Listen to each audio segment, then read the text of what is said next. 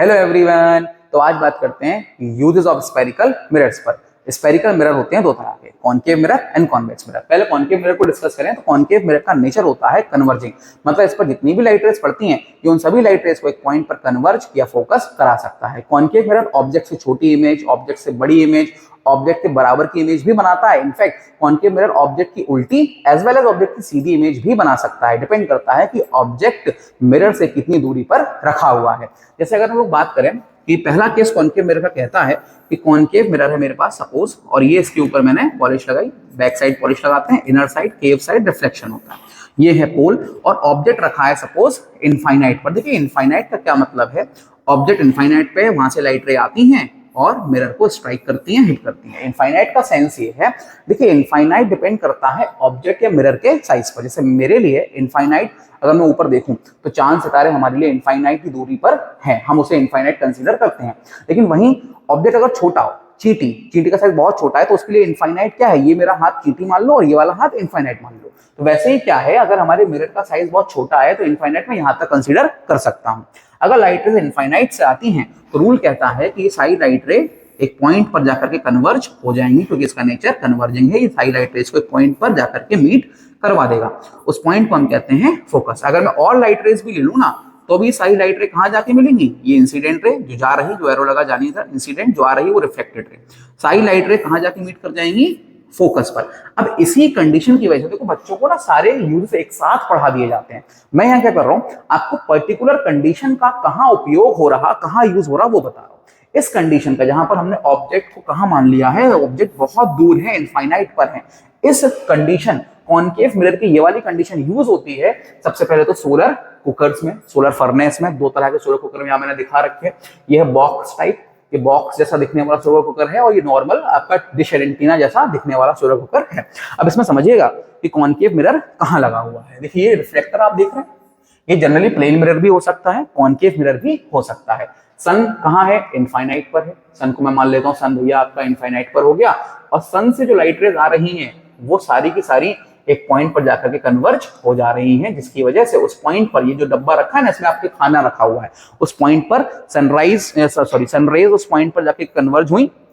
उस पॉइंट पर क्या हो गया, हीट बढ़ने लग गई, आपकी यहाँ पर जो फूड रखा है वो कुक होना शुरू हो जाएगा। अच्छा, सोलर कुकर के अपने एडवांटेजेस और डिसएडवांटेजेस होते हैं, जो कि पर्टिकुलर पेपर में क्वेश्चन के तौर पर पूछा जाता है।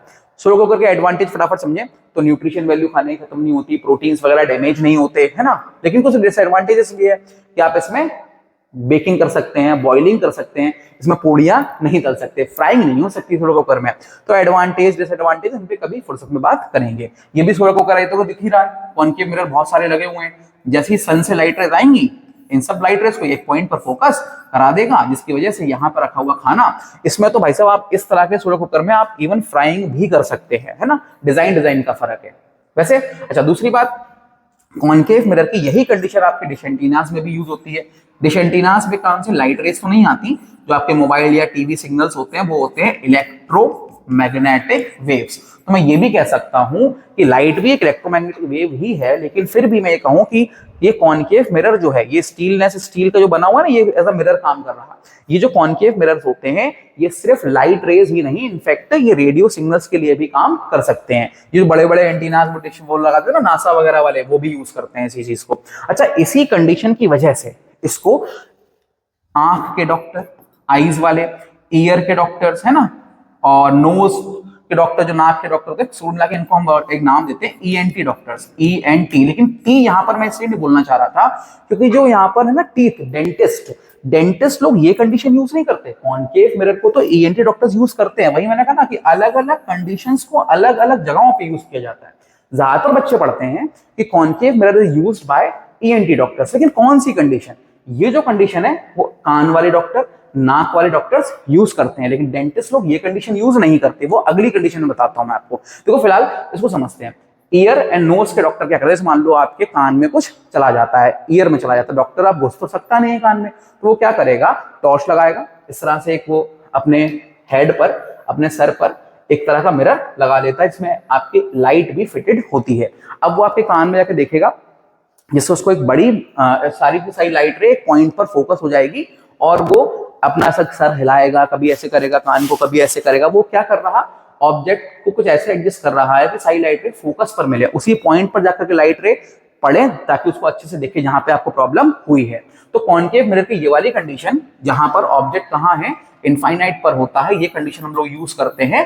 कन्वर्जिंग नेचर वाली कंडीशन हम यूज करते हैं सोलर कुकर में, डिश एंटीनाज में, ईएनटी डॉक्टर्स में, ई और एन वाले डॉक्टर्स इसको यूज करते हैं। अगला, इसकी एक खास बात और भी है कि जो कॉनकेव मिरर होते हैं इन्हें एज अ रिफ्लेक्टर समझाता हूं क्या होता है, सर्च लाइट में या व्हीकल्स की हेडलाइट में भी यूज करते हैं। कौन सी कंडीशन, देखिए पैरेलल बीम हमें मिल जाती है इससे कैसे, कि अगर हमारे पास ये कॉनकेव मिरर है, इससे पैरेलल बीम अगर हम चाहते हैं कि कॉनकेव मिरर पर जब लाइट पड़े और सारी लाइट रे पैरेलल हो जाए, तो वो कैसे मिलेगी, ऑब्जेक्ट को मतलब आप अपने बल्ब को कुछ ऐसे एडजस्ट करो, यहाँ पर मैं एक बल्ब बना देता हूँ, मेरी ड्राइंग तो बहुत ज्यादा अच्छी है तो यहाँ पे मैंने एक जुगाड़ का बल्ब बना दिया, ये बल्ब मान लेता हूँ, यहाँ से लाइट रेज पड़ती हैं और कुछ इस तरह से निकलती हुई मिरर को स्ट्राइक करती हैं।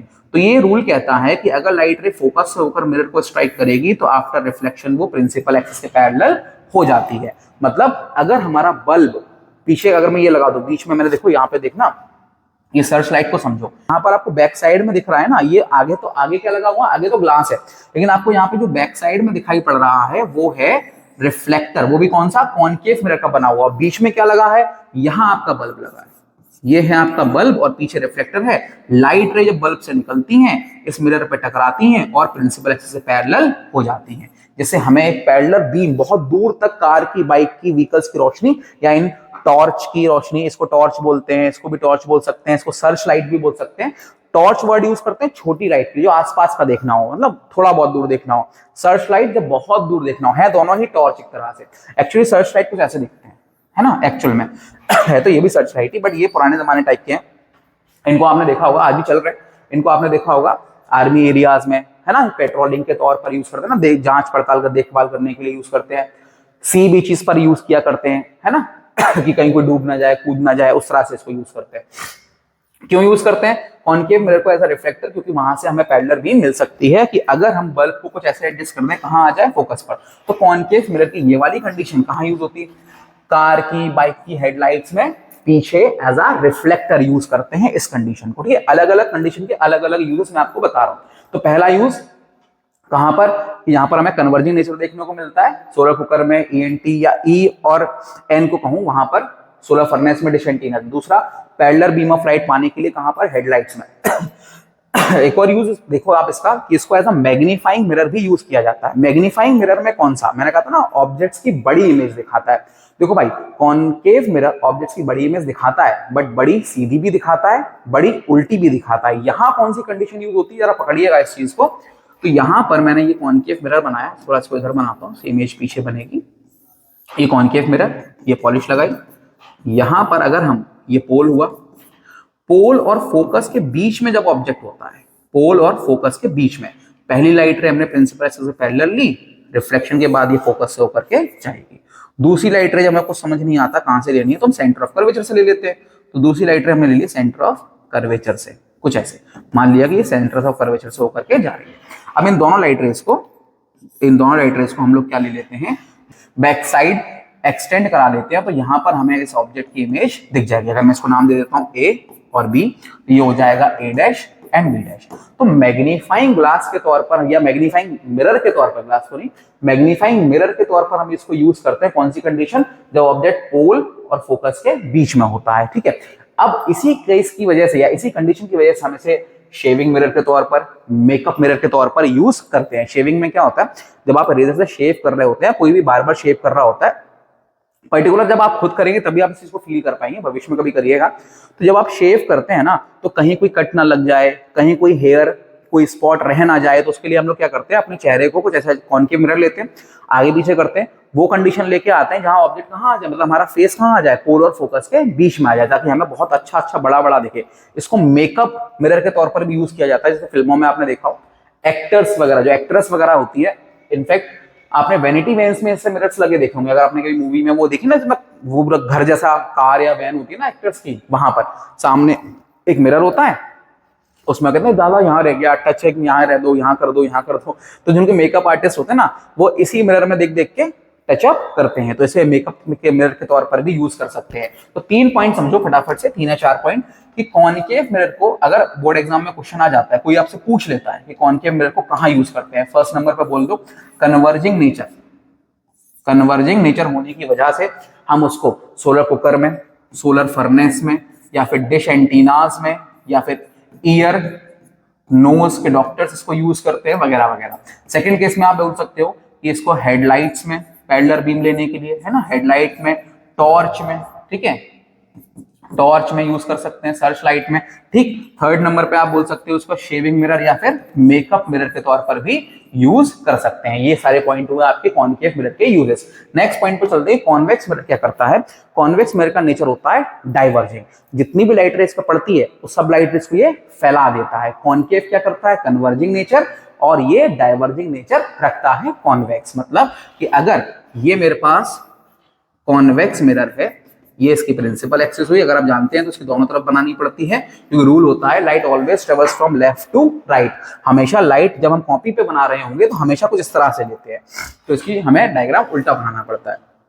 ये लाइट रे आई, फिर वही इनफाइनाइट से, इनफाइनाइट का मतलब मैंने आपको समझाया था, लाइट रे इनफाइनाइट से आ रही, अगर ये क्या करेगा, आर पार तो लाइट को जाने नहीं देगा, मिरर है, तो ये क्या करेगा, रिफ्लेक्ट करेगा। रिफ्लेक्ट कुछ ऐसे करेगा, लाइट रे सीधी जा रही थी, इसको फैला देगा, डाइवर्ज कर देगा। लाइट रे कुछ इस तरह से डाइवर्ज, सीधी जा रही थी फैला दी, सीधी जा रही थी फैला दी। किसने, किसने, कॉन्वेक्स मिरर ने ऐसा किया। कॉनकेव क्या करता, कन्वर्ज करा देता। अब इसी डाइवर्जिंग नेचर की वजह से कॉन्वेक्स मिरर का जो फील्ड व्यू होता है, या मैं कहूं फील्ड एरिया जो वो कवर करता है, वो बहुत ज्यादा फील्ड व्यू कवर कर सकता है, जिसकी वजह से हम इसे एज अ रियर व्यू, या मैं कहूं कि साइड व्यू, रियर व्यू भी कह सकते हैं, या साइड व्यू भी कह सकते हैं, या बैक साइड व्यू भी कह सकते हैं। ऐसा मिरर जो कि ड्राइवर के पीछे का, कार में, बाइक में, ट्रक में, कोई भी व्हीकल है आपका, उसमें जो साइड में लगे रहते हैं मिरर, और कार में तो सामने सेंटर में भी लगा होता है, वो जो मिरर है वो क्या कर रहा, कॉन्वेक्स मिरर है, जिसकी वजह से पीछे जो एरिया है, आप कार चला रहे हैं, बाइक चला रहे हैं, पीछे से कोई हॉर्न बजा रहा है, आपको कहाँ जाना है, पीछे कितना ट्रैफिक है, बार बार पीछे मुड़ के देखोगे आगे ठुक जाओगे, है ना। तो उसके लिए हमने क्या लगा दिया, कॉन्वेक्स मिरर लगा दिया, ताकि जो वाइडर एरिया है, बहुत बड़ा area behind the driver cover हो सके, ठीक है। दूसरी बात, हम कॉन्वेक्स मिरर को यूज करते हैं जो पार्किंग एरियाज होते हैं, जो डेड एंड्स होते हैं, स्कूल के बाहर आपने कभी देखा हो, हॉस्पिटल्स के बाहर, कई सारे स्कूल के बाहर ऐसे लगे होते हैं, मॉल्स में पार्किंग एरियाज में ऐसे लगे होते हैं, जिसकी वजह से क्या होता है ना, जैसे मान लो कोई गाड़ी निकाल रहा है और सामने का कुछ देखिए गार्ड बैठा हुआ है ना, यहाँ उसने उल्टा लगा रखा है, वो सीधा करके लगा दो, गार्ड को समझ में आता है ना कि अंदर से हमें कब गेट खोलना है, कब गाड़ी को निकलवाना है, ताकि डेड एंड वगैरह पर ऐसी चीजें लगा सकते हैं, क्योंकि इसका फील्ड व्यू ज्यादा होता है। ये ऑब्जेक्ट से हमेशा छोटी इमेज बनाता है, डिमिनिश्ड इमेज बनाता है, पॉइंट साइज की इमेज बनाता है। हम मान लेंगे कि यहाँ इमेज बन रही है, ठीक है, तो ये छोटी इमेज बनाने की वजह से हमेशा सीधी इमेज बनाता है, अपराइट एंड इरेक्ट इमेज बनाता है, और डिमिनिश्ड बनाता है, डाइवर्जिंग नेचर रखता है, फील्ड व्यू एरिया ज्यादा होता है, इसीलिए रियर व्यू, साइड व्यू के तौर पर इसे यूज करते हैं। अच्छा, पुराने जमाने में, आज तो सीसीटीवी आ गया, पुराने जमाने में सीसीटीवी नहीं हुआ करते थे, बल्कि कुछ जगहों पे तो आज भी यूज करते हैं। शॉपिंग मॉल्स में, है ना, चोरी ना कर ले कोई अपना सामान को उठाने, कोई शॉपिंग मॉल या कोई बहुत बड़ा शोरूम है किसी चीज का, वहां पर जो ओनर है वो हर जगह मिरर तो नहीं रख सकता, तो उसने जगह जगह अपने शोरूम में क्या लगा दिया, कॉन्वेक्स मिरर लगा दिया। इसका फील्ड व्यू बहुत ज्यादा है, तो पूरा जो शॉपिंग एरिया है वो सब उसे दिखेगा। देखिए कुछ इस तरह से लगाया करते थे, जैसे ये पूरा, ये देखिए ऑफिस, रेस्टोरेंट सब एक ही बार में, यहाँ पर पूरा जो पिक्चर है वो इस मिरर में दिख रही है। ये देखें आप, अलग अलग रैक्स रखे हुए हैं, अलग अलग सामान रखा हुआ है, और पूरा ऐसे लगा पे छत वगैरह पे, पोल्स वगैरह पे, तो सारा उनको दिख जाता था। तो इसको हम लोग वाइड फील्ड व्यू होने की वजह से एज सीसीटीवी या एंटी थेफ्ट मिरर भी इसको हम लोग बोला करते थे। अच्छा, इसके बारे में एक खास बात और भी है, अब कितनी सच्चाई है उस बात मुझे नहीं पता, नाम में किसी को लूंगा नहीं, ये मिथ कह लो या सच्चे है पता नहीं, आप चेक करना, गूगल वगैरह करना तो बताना। अच्छा, कमेंट्स में बताना, ठीक है, क्या तुमने देखा कि कौन से, ऐसा जब बोलने जाओ सुनो पहले, और फिर मुझे कमेंट्स में बताना कि कोई राजा हैं, बड़े फेमस हैं, उन्होंने जो चीजें बनवाई हैं, बड़ी अच्छी अच्छी बिल्डिंगें उन्होंने बनवाई हैं, नाम नहीं लूंगा मैं, आप कमेंट्स में बताएंगे। उन्होंने जो बड़ी बड़ी बिल्डिंग्स बनवाई हैं, उनमें से एक बड़ा संगमरमर की एक बिल्डिंग है जो कि 7 अजूबे जो वंडर्स ऑफ वर्ल्ड है उसमें भी आता है। तो उन्होंने क्या किया, उनकी जब रानी वानी से कभी लड़ाई वड़ाई हो जाती होगी, जो भी होता होगा, तो उन्होंने अपने फोर्ट के ऊपर एक बड़ा सा कॉन्वेक्स मिरर लगा दिया। कॉन्वेक्स मिरर का फेस जो रिफ्लेक्टिंग साइड थी वो उन्होंने कर दिया उस रानी के महल की तरफ, जहां वो गुस्सा होकर चली जाती थी, या जो भी कोई था, अब पता नहीं स्पाई करने के लिए था, जासूसी करना चाहते थे राजा, या जो भी करना चाहते थे, रानी से प्रेम ज्यादा था, उसको देखना चाहते थे, जैसा भी था ना, आप सर्च करना, मुझे बताना कि उन्होंने अपने फोर्ट के ऊपर एक मिरर लगवाया और उसका फेस कहां कर दिया, रिफ्लेक्टिंग साइड रानी के महल की तरफ। अब उससे क्या होता, वो मिरर था कॉन्वेक्स, उसका फील्ड व्यू बहुत ज्यादा है, तो पूरा रानी का जो महल था वो उस फोर्ट पर लगे हुए मिरर में राजा अपने यहाँ बैठे बैठे देखता रहता था कि रानी से मिलने कौन आया, रानी क्या कर रही है क्या नहीं, ये सब। अब इसमें सच्चाई कितनी है, कौन से महल की मैं बात कर रहा हूं, आप सब कमेंट्स में बताना। तो कॉनकेव और कॉन्वेक्स मिरर के यूज शायद आपको समझ में आए होंगे, फटाफट से रिवाइज करते हैं, 1 मिनट में सारा खत्म करेंगे। तो कॉनकेव मिरर कहता है कि कॉनकेव मिरर का नेचर कन्वर्जिंग है, पहले केस की वजह से लाइट रेज अगर इन्फिनिटी से आ रही है, एक पॉइंट पर आके कन्वर्ज करा देगा।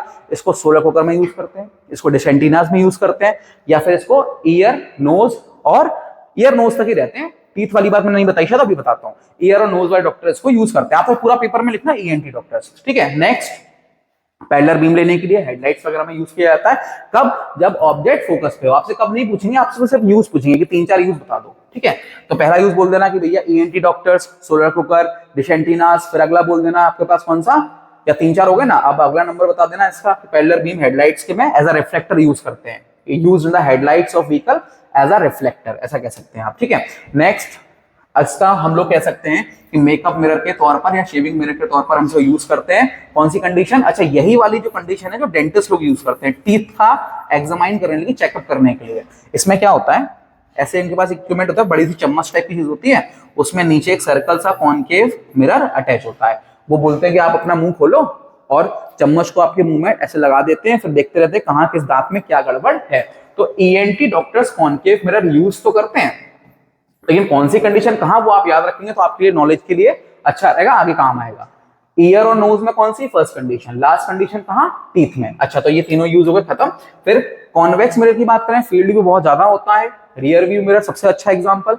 फिर ये आपका जो पार्किंग एरियाज में लगा होता है वो, ठीक है। और फिर शॉपिंग मॉल्स में सीसीटीवी पुराने जमाने में यूज होता था। थोड़ा बहुत भी आपको समझ में आया है तो वीडियो को देखो यार, लाइक करके जाओ और सब्सक्राइबर बढ़ाओ यार, सब्सक्राइबर हमारे अच्छे खासे बढ़ रहे हैं, थोड़ा सा और प्लीज सब्सक्राइब करके जाओ। और कभी कोई क्वेरी हो कमेंट्स में पूछो, और वो कौन से महल वाली बात मैंने की थी उसको कमेंट में जरूर बताओ, ठीक है।